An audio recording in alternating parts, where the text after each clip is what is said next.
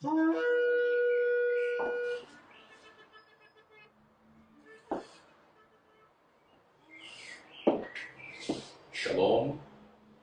It is good to see all of you here today to join us in the presentation and the meeting. It is my pleasure to be able to do this and to present to you some of the findings and some of the history about the Igbo people. In this presentation, which I will title A Call to the Igbos. I think an introduction will be good at this time. My name is Elo Chukwu, and I am Igbo. My father is Igbo, my mother is Igbo. And one of the good things about my growing up is I had an eyewitness to the original Igbo traditions, because my father is a chief. In his palace, he did demonstrate some of the Igbo tradition, which I had to see as a young man growing up. So that gives me an edge. And when I became aware that these traditions which I had witnessed with my father are the same traditions that are in the Old Testament, I began to outline this. There was a lot of parallel. So that gives me an honor to say that the Igbos have kept their father's tradition, which they have taken from the land of Israel into the modern day Niger area. I thank God who gave me the opportunity to be here with you today to share this, because naturally someone like me doing this, it's a miracle in itself. So, without wasting time, let's get into the presentation. If you have any questions, please feel free to ask questions. From what I understand, this will be aired online, so you can be able to watch this over the internet. If you have any comment, those who are watching online, please email the questions in, and we'll be able to address the questions. Please do give some time for us to process the information and get back to you, because the team, it's very few. So we need some time to process things and get back to you accordingly. But we will do so, hopefully, in time. A call to the Igbo. We have previously tried to explain how the word Ego became Igbo and then became Igbo today. As I've explained previously in the presentations, the call to the Igbos, the word Igbo has no meaning in the African language of the Igbo people. That created the quest to discover who the people are, who called them the name, what did they call themselves, who their father were, and what did their father call themselves. When you discover the Igbo ancestry of those of the family of Jacob, you begin to understand why the word Igbo and how it was mistranslated by the Europeans when they came to Africa. I understand, because some of the Hebrew words are very difficult for non-Hebrew speakers. With that said, I would like to give a quote from a brilliant Igbo professor, Professor Chinyo Achebe. He's an author of a bestseller, Things Fall Apart. In his quotation, he says this, proverb, he says, until the lion tell his side of the story, the tale of the hunt will always glorify the hunter. The background to that is the Africans have never been given the opportunity to share their own story. In fact, we have read many Europeans saying the Africans had no history. There's no written history, that is. And the irony of that is this, or the irony in that rather is this. Those who say this have a copy of the Bible. Yes, they are so-called Christians. If they but look into the Bible, they will understand these are one and the same people that are in the Bible. So I will tell you that the Bible is a collection of African history, African people. People say, why do you say this? Because they are Israelite. That is correct. They are Israelite. But where did they come from? They came as a nation out of Pharaoh, Egypt, which is an African nation. So when you refer to Israelites, think African people, because they were birthed as a nation in Egypt. They went the family of 70, and they came out a nation of over 2 million people into the land of Canaan. It is important. People ask, where did they go after the destruction? This is the point of our presentation, to correct some of the distorted histories, to explain what went wrong, where it went wrong. Some of the things that were done out of ignorance or lack of understanding, or probably, for lack of a better word, prejudice among the writers. Mungo Park wrote, I found the Negroes to be in possession of the ancient scroll, the book of Moses, the Psalms, Isaiah, and these are of high value to the price of a slave, prime slave. So they cherish their Torah. When you hear the Europeans brought the Christ religion to Africa, it is incomplete information. The people knew their God. They knew who they were. For example, the Asante high priest wore the breastplate of the high priest and a gold plate on his forehead that said, Holiness to Yahweh. Who taught the Africans this name? When the Europeans did not know God as Yahweh, the Africans did. I will further go to tell you this, that the entire west coast of Africa are nothing less than the children of Israel. After the kingdom failed in Judah, in Jerusalem, King Nebuchadnezzar destroyed the kingdom of Judah and put up his own puppet kings. These were the people that the royal family killed in the land of Israel and rushed into Africa for the fear of his vengeance, because they knew the king of Babylon would get his share of revenge. Let's pick this up from the book of Kings. So I will open up 2 Kings 24 verse 1, and it says, In his days Nebuchadnezzar king of Babylon came up, and Jehoiakim became his servant 3 years. Then he turned and rebelled against him.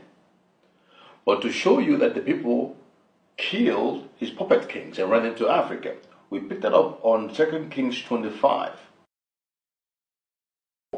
And it reads, But it came to pass in the 7th month that Ishmael, the son of Nethaniah, the son of Elishama, of the seed royal, that's the royal family, came and 10 men with him, and smote Gedaliah, who is puppet king for Nebuchadnezzar, that he died, and the Jews and the Chaldees that were with him at Mizpah.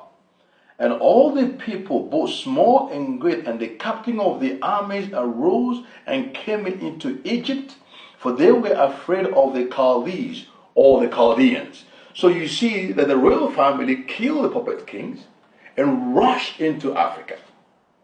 So they ran into Africa to join their brothers who are already there, were already staying there. If you look carefully in the book of Jeremiah, Jeremiah explains this. A group of them came later, some of the remnants who were left in the land, after Nebuchadnezzar came back and restored another ruling class. They came to inquire of Jeremiah, Please seek the Lord on our behalf. Ask if he will protect us in Africa. And Jeremiah came back with the word of the Lord and told the people, do not go to Africa, because your heart is set on it. Stay in the land, I will protect you. But they denied what he was telling them, and they ran into Africa. And God promised that these bunch would not make it. But the first bunch who went, we believe they were in their millions, survived till this day. And they are the ones who built these powerful empires in Africa, like King Hafo of Judah.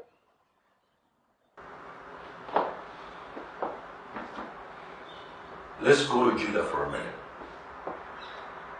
King Hafo had about 44 wives. Solomon had about 1,000 of them. You see, it's an African thing. Even today, people are not men who have 30 to 40 wives. I don't see Europeans doing that. No, they don't do that. I'll make a small joke. When somebody asked me, you are Igbo? I said, yes. I said, you don't have a big nose. And I said, were we supposed to have a big nose? If we did, God would add to circumcise the nose. We did not. Now what are you thinking? King Hafon was a very powerful king in the West Africa, the king of Judah. And he was pro-European. The Portuguese loved him. There was even fight between the Europeans who would trade with this king because he was famous. He was very wealthy. Before 1884, before Africa was torn into pieces and all the name was changed, these powerful kings were ruling people. Even the emperor of Asante, the king of Asante, very wealthy king. These are ancient Israelite families. The history of Africa has not been told yet because it holds a lot of power to the truth. Be it for political reasons, be it for religious reasons, I don't know. But it has not been told. As I said earlier, the proverb from Prophet Chino Achebe, until the lion can tell his story, the glory of the hunt will glorify the hunter. When King Dahomey, king of Dahomey, Ajada, conquered Judah, he annexed Hafon. Now what you don't know is Dahomey is also an Israelite kingdom. So they did not kill the people. They only absorbed the people into their power. They were expanding their kingdoms.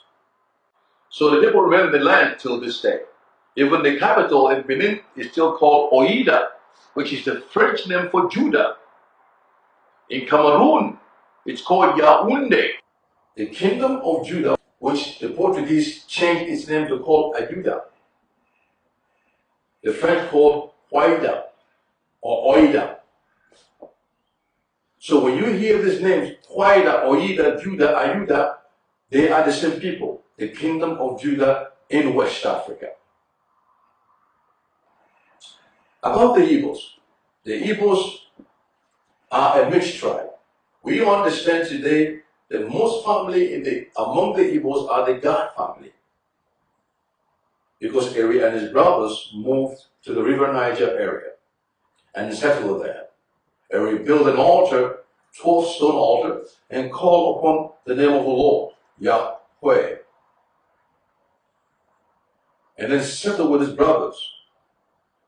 The question I always get is this: why did Eri not call the Igbos Gadites? Well, it's important to understand. They did not move alone. They moved with other tribes because there was commingling. Remember when I said, when the kingdom failed, there was commingling of the tribes. There was a northern kingdom, there was a southern kingdom. But the people who commingled knew where they come from. They knew their ancestor. But the common name for them would be Igbo people. One more point you have to understand is this. The ancient Israelites did not call themselves Israelites.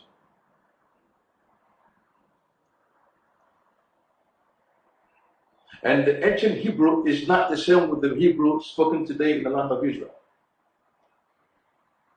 It suffices to say, if Moses were to come and walk down the street of Jerusalem today,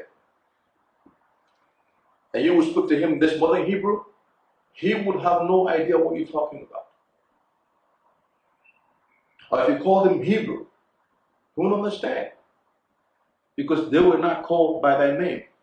The name Hebrew came from the Latin. When the English borrowed that word and translated this word into Hebrew, so the word became today known as Hebrew. Ivri became Hebrew. Any questions on that?